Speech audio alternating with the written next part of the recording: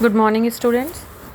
पिछले वीडियोस में हमने राजनीति विज्ञान का परिचय पढ़ा और राजनीति विज्ञान के अध्ययन क्षेत्र, विषय, प्रकृति आदि के बारे में जानने की कोशिश की और इस वीडियो में हम व्यवहारवादी क्रांति के बारे में अध्ययन करेंगे। सबसे पहले हम बात करते हैं तथ्य और मूल्य की। राजनीति विज्ञान में कहा गया है जो वास्तविक है वही तथ्य है, मतलब कि जो चीज़ जैसी है उसे वैसी ही बताना, जैसा हमने देखा उसे उसी रूप में लिखना। और मूल्य का मतलब है ऊंचे लक्ष्य, ऊंचे मापदंड, उच्च आदर्श, कल्पनाएं, उचित अनुचित व अच्छे बुरे में अंतर। यानी कि जो भी सिद्धांत बनाए जाते हैं उसमें तथ्य भी होता है तो उसमें मूल्य भी होता है। सिद्धांत बनाने में मूल्यों को ऊंचा स्थान दिया जाए तो उसे हम मानपरकवाद कहते हैं। जैसे कि हम अगर बात करें गांधी जी की, तो गांधी जी ने राम राज्य की, या कार्ल मार्क्स की बात करें तो मार्क्स ने जो अपना मार्क्सवादी समाजवाद की बात जब की, तो और सिद्धांत में केवल तथ्यों को प्रयोग में लाना जहाँ मूल्यों को छोड़ दिया जाता है तो उसे हम तथ्यपरकवाद कहते हैं।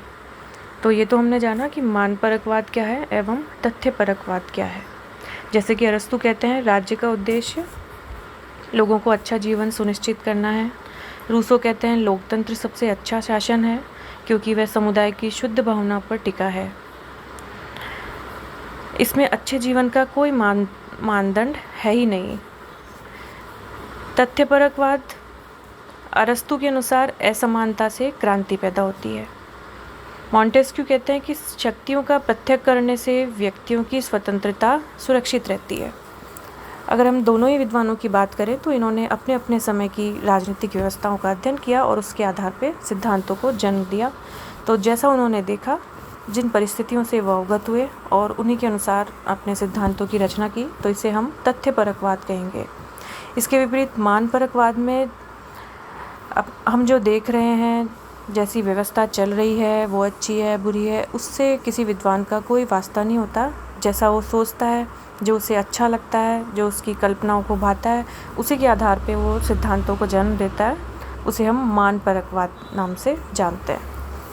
अब हम बात करते हैं कि क्या तथ्यों और मूल्यों को हम अलग कर सकते हैं। अगर हम तथ्य और मूल्यों का दोनों का विभाजन करके जब हम अध्ययन करते हैं तो ये तथ्य मूल द्विविभाजन कहलाता है। तो यहीं से शुरुआत होती है व्यवहारवाद की।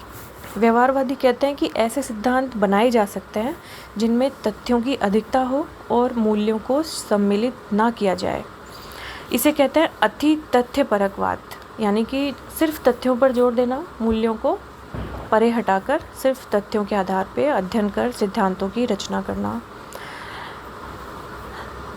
अतः तथ्य मूल्य द्विभाजन अर्थात अलग अलग करना असंभव है। जैसा कि अनेक विद्वानों ने अध्ययन किया कि क्या हम किसी ऐसे सिद्धांत की रचना कर सकते हैं जहाँ सिर्फ तथ्यों पर जोर दिया जाए, मूल्यों को अलग रख दिया जाए।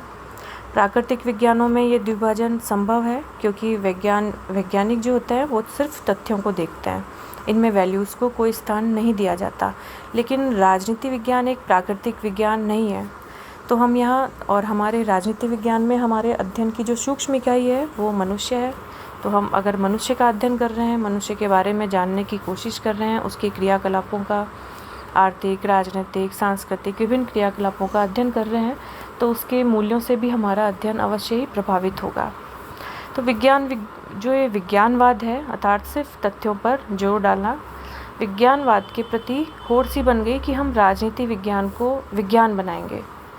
तो 1920 से चलकर 1945 तक के बाद अमेरिकी विद्वानों जैसे कि मैरियम, ईस्टन, आमंड लॉसवेल ने नए नए तरीक़ों से राजनीतिक सिद्धांत बनाए। उन्होंने केवल तथ्यों को स्वीकार किया तथा मूल्यों को पूरी तरह ठुकरा दिया ताकि उनके सिद्धांत वैज्ञानिक कहलाएं, और तभी राजनीति विज्ञान को विज्ञान कहा जा सकेगा। इसीलिए अमेरिका के विश्वविद्यालयों में पाठ्यक्रमों को भी बदल दिया गया और इसी को व्यवहारवादी क्रांति कहा गया। इसका सूत्रपात तो 1920 से हो चुका था, लेकिन 1945 के बाद में राजनीति विज्ञान को जो विज्ञान बनाने की होड़ चली, इसे ही हमने व्यवहारवादी क्रांति का नाम लिया, जिसका सूत्रपात अमेरिका में हुआ। लेखकों ने मानवों के व्यवहार को अपने ध्यान में रखा और इसलिए इन नए सिद्धांतों ने व्यवहारवादी राजनीति बनाई। लेकिन व्यवहारवादियों ने एक बहुत बड़ी गलती की कि उन्होंने अपने सिद्धांतों से मूल्यों को बिल्कुल ही हटा दिया। फिर हम आगे चलते हैं। 1953 में डेविड ईस्टन ने व्यवहारवादी राजनीति के 8 लक्षण बताए। लोगों ने उन लक्षणों पे हम थोड़ा संक्षिप्त में प्रकाश डालेंगे कि सबसे पहले कि लोगों के व्यवहार में एकरूपताएं हैं और उन्हीं का अध्ययन किया जाए, जिसे हम जानते हैं एकरूपता मतलब मानवीय व्यवहार। फिर डेविड ईस्टन कहते हैं कि अध्ययन क्रमबद्ध होना चाहिए। तीसरी जो उन्होंने आधारशिला दी वो ये कि लेखक को सामग्री एकत्रित करनी चाहिए और उसके परिमाणीकरण से निष्कर्ष निकाले जाने चाहिए, जिसे हमने कहा परिमाणीकरण। नई नई तकनीकी इस्तेमाल करनी जानी चाहिए जिनका प्रयोग गणित, सांख्यिकी जैसे विषयों में किया जाता है। जो सिद्धांत बनाया जाए वो सत्यापन के योग्य होना चाहिए। फिर वो कहते हैं अन्य विषयों से सामग्री लेकर सिद्धांतों का निर्माण किया जाए। 7वीं आधारशिला इसकी सिद्धांत बनाने में मूल्यों को बिल्कुल त्याग देना चाहिए, जिसे उन्होंने नाम दिया विशुद्ध विज्ञान। अंतिम सिद्धांत ऐसे होने चाहिए जिन्हें शुद्ध प्राकृतिक विज्ञानों में होते हैं। व्यवहारवादी युग में अमेरिकी लेखकों ने बहुत सिद्धांत बनाए जिसका संबंध राजनीतिक दलों, दबाव समूहों, विशिष्ट वर्गों और राष्ट्रीय संस्थाओं, चुनावों, क्रांतियों इत्यादि से था। इन अध्ययनों से में निपट तथ्यवाद भरा हुआ था, लेकिन ऊंचे ऊंचे लक्ष्यों, मूल्यों और मानदंडों को कोई स्थान नहीं दिया गया। धीरे धीरे ऐसे सिद्धांत अलोकप्रिय होने लगे। व्यवहारवादियों ने नए नए प्रयोग किए, नए नए सिद्धांत बनाए, जैसे कि राजनीति विकास, राजनीतिक पतन, राजनीतिक आधुनिकीकरण, राजनीतिक भागीदारी, राजनीतिक अलगाव आदि आदि। शुरू में ऐसा लगा कि व्यवहारवादियों ने राजनीति के क्षेत्र को बहुत बढ़ा दिया, लेकिन फिर इस परंपरा का तेजी से पतन हुआ।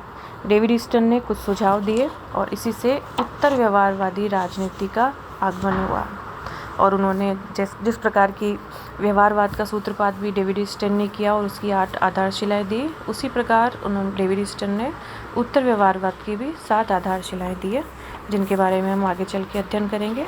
लेकिन यहाँ हमने जाना कि किस प्रकार तथ्य और मूल्यों के आधार पर सिद्धांतों की रचना होती है और व्यवहारवाद में इस तथ्य मूल्य द्विभाजन पे किस प्रकार जोर दिया गया। और ये तथ्य और मूल्य, इनको एक करके पढ़ना और इनको अलग अलग करके पढ़ना, इन्हीं पर व्यवहारवाद और उत्तर व्यवहारवाद टिका हुआ है।